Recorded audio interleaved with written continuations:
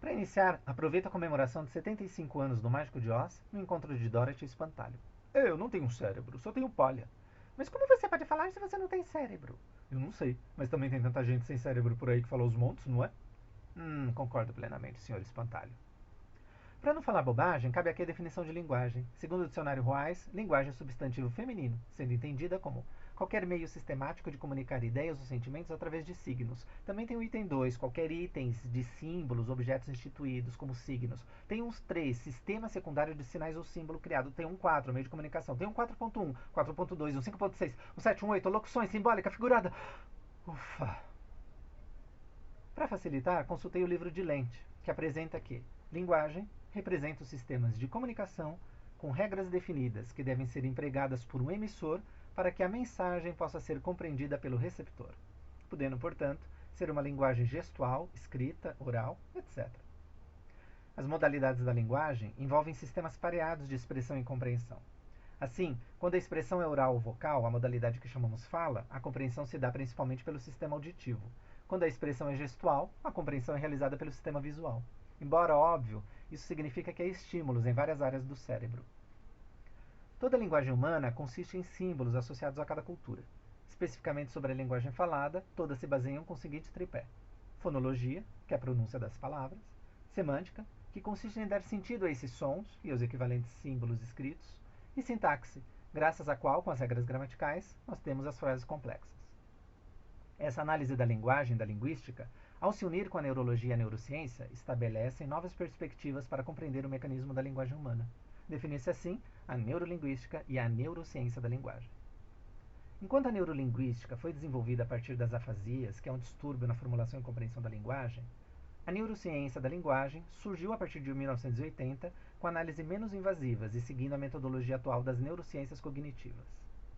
Como bem apresenta um artigo de 3 pesquisadores, foram 2 os médicos que revolucionaram no século XIX o conceito de linguagem e suas associações cerebrais.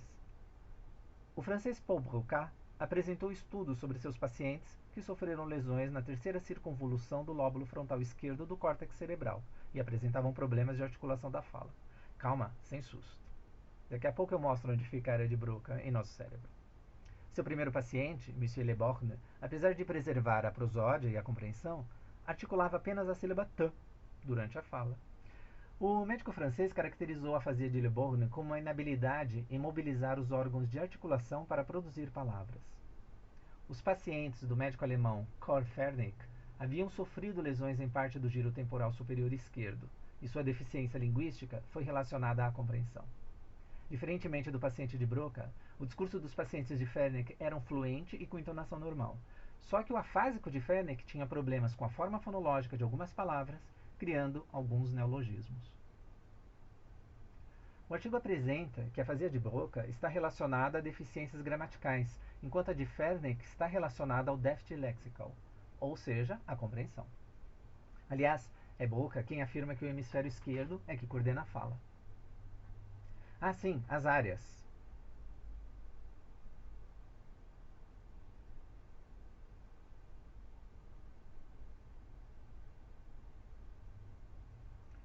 Assim, o processo de linguagem é bastante complexo. Envolve uma rede de neurônios distribuída entre diferentes regiões cerebrais. Conforme o artigo da Sociedade Brasileira de Pediatria, o ouvido tem de sintonizar um sinal auditivo, decodificá-lo e transformá-lo em impulsos elétricos, os quais são conduzidos por células nervosas à área auditiva do córtex cerebral, no lobo temporal.